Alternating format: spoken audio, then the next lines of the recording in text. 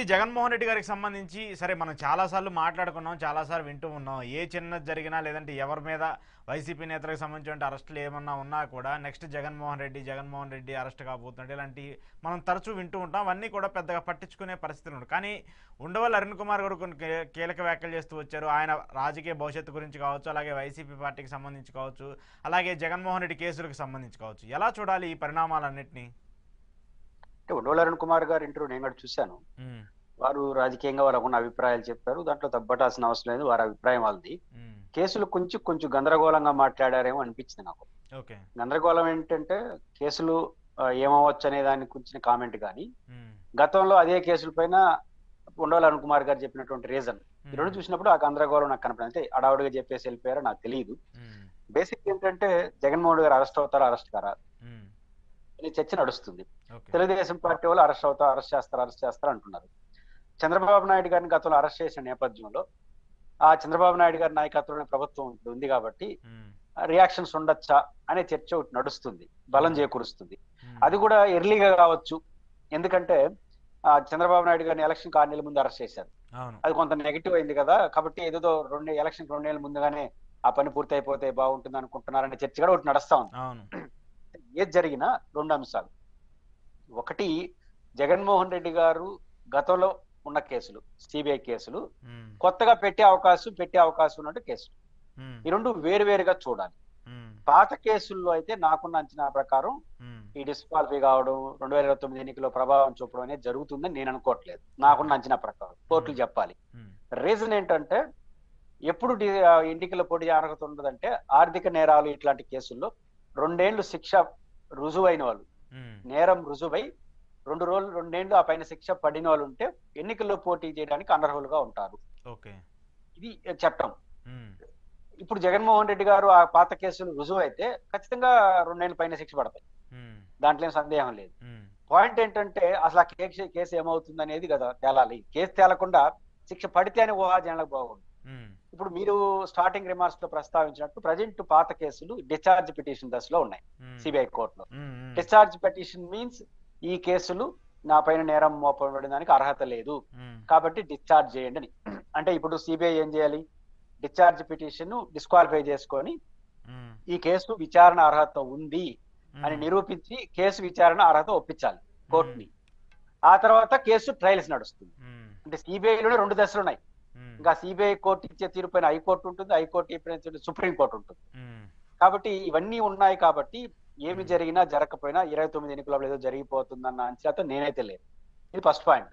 రెండోది, ఇప్పటి వరకు ఈ సిబిఐ కేసులో జరుగుతున్న పరిణామాలన్నీ రాజశేఖర రెడ్డి గారి కాలంలో కొన్ని పారిశ్రామికవేత్తలకు లాభం చేకూర్చిన నిర్ణయాలు అనడం, దాని కారణంగా కిట్ ప్రోకో ప్రకారం జగన్ కంపెనీలో పెట్టుబడులు పెట్టారు. పెట్టుబడిదారుల్ని హై రేట్లకి ఈ షేర్లు అమ్మేసి జగన్ గారు 420 అంటే ఏంది మోసం చేసిన కేసు, ఇవన్నీ ఉన్నాయి. సమస్య ఏంటంటే ది గవర్నమెంట్ ఆఫ్ ఆంధ్రప్రదేశ్ మేమేం తప్పు చేయలేదు, ఆ జీవోలన్నీ కరెక్టే అని ఓలా ఫిర్యాదు దాఖలు చేశా. ఈ పారిశ్రామికవేత్తలు మేము ఇష్టపూర్వకంగా కొనుక్కున్నాం, పైపెచ్చు అదనంగా అమ్ముకున్నాం షేర్లను కొంతమంది పెట్టారు. ఈ మధ్య కాలంలో ఆదిత్యనాథ్ గా మన బిపి ఆచార్య గారు లాంటి ఐఏఎస్ ఆఫీసర్ ఎవరైతే అప్పుడు జీవోలు ఇచ్చారు, డిశ్చార్జ్ అయ్యారు, ఈడీ కేసు కొట్టేశారు. మళ్ళీ అదేం జరుగుతుందో చూడాలి. అంటే ఈ పరిణామాలను చూసినప్పుడు ఐఏఎస్ ఆఫీసర్లకి రిలీఫ్ వచ్చి ప్రభుత్వాన్ని తప్పులు లేదని చెప్పి ఆ పారిశ్రామికవేత్తలు మేము ఇష్టపూర్వకంగా అని చెప్పిన తర్వాత మధ్యలో జగన్ ఎట్ట దొరుకుతాడు ఆ కేసులో అనేది నాకున్న అనుమానం. కోర్టు ఏం చెప్తుందో చూడాలి. కాబట్టి డిశ్చార్జ్ క్లియర్ కావాలి, హైకోర్టు క్లియర్ కావాలి, సుప్రీంకోర్టు క్లియర్, ఇన్ని ఉన్నాయి. కాబట్టి నాకు ఇది ఊహాజనతం 29 లోపల ఏదో అయిపోతారు సిబిఐ.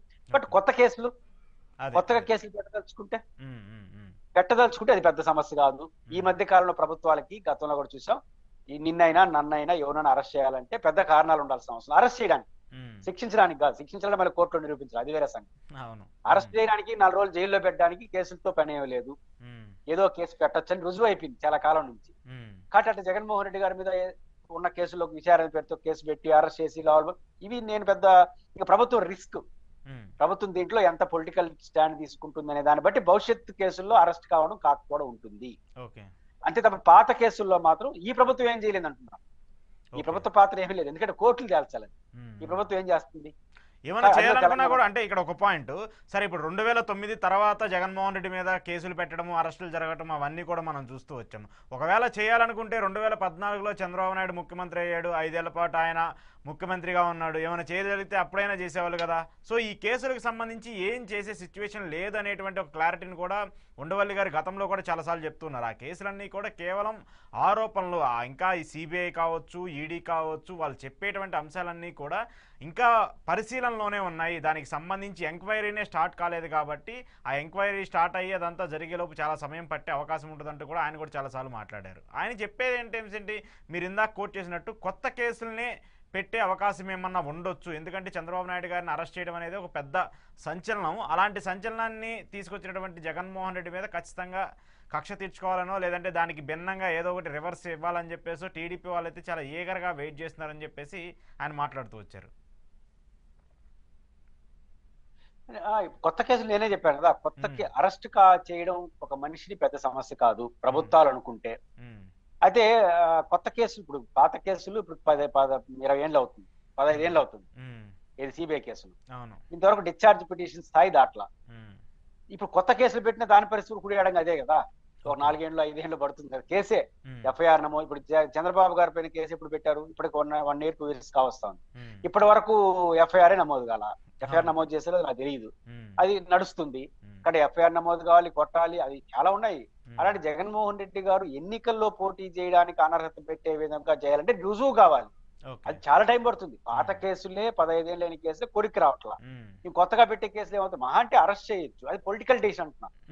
అది ఒప్పుకోరు ఎవరు, చట్టం తన పని దాన్ని చేసుకుంటుందంటారు. కానీ రూలింగ్ లో ఉన్న రిస్క్ పొలిటికల్ గా చేద్దామా వద్దా, చేస్తే లాభం ఏంది, ఇది కూడా చూస్తాయి. ఎవరైనా చూస్తారు, జగన్ ఎవరైనా చూస్తారు, ఎవరైనా చూస్తారు. కాబట్టి కొత్త కేసులు పెట్టచ్చు, అది ప్రభుత్వం తీసుకునే పొలిటికల్ రిస్క్ బట్టి ఆధారపడి ఉంటుంది తప్ప ఇంకోటి కాదు. చంద్రబాబు నాయుడు గారు అలాంటి డిసిషన్ తీసుకుని, అంటే ఆ స్టాంప్ ఆల్రెడీ ఫేస్ చేశారు కదా. జగన్ ఆయన అరెస్ట్ చేసినప్పుడే ఉండవల్లి లాంటి వాళ్ళు చాలా మంది చెప్పారు, జగన్ చేసిన పెద్ద తప్పు, స్వయంకృత అపరాధమే చంద్రబాబు నాయుడు అరెస్ట్ అంటూ కూడా మాట్లాడుతూ వచ్చారు. సో అలాంటి నిర్ణయం చంద్రబాబు నాయుడు చేసినా కూడా అది మళ్ళీ జగన్కి అడ్వాంటేజ్ అయ్యే అవకాశం ఉంటుంది. ఎందుకంటే కక్ష సాధింపు చర్యలుగా ఇది పార్టీలకి అవకాశం ఉంటుంది, అది ప్రజల్లోకి ఒక నెగిటివ్ ఇంపాక్ట్కి వెళ్ళే పరిస్థితి ఉంటుందని చెప్పేసి ఆయన కూడా మాట్లాడుతూ వచ్చారు. ఖచ్చితంగా ఇప్పుడు జగన్ కేసుని ఎవరు పెట్టినా, ముందు అయితే చట్టం తన పని దాన్ని చేసుకోకపోతే జనం నమ్మేవాళ్ళు. ఇప్పుడు చట్టం తన పని దాన్ని చేసుకోబోదు, అధికారంలో ఉండేవాళ్ళు ఏమనుకుంటే జరుగుతుంది అనేది జనం నమ్ముతారు, నిజానిజాలు పక్కన పెడితే.